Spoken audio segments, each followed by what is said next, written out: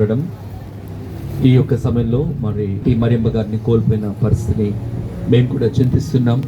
4వ అధ్యాయం మొదటి 6 వచనాలు చదివిన తర్వాత మంచిది. అందరం కూడా మరియమ్మ గారి కొరకు ప్రార్థన చేస్తున్నాను.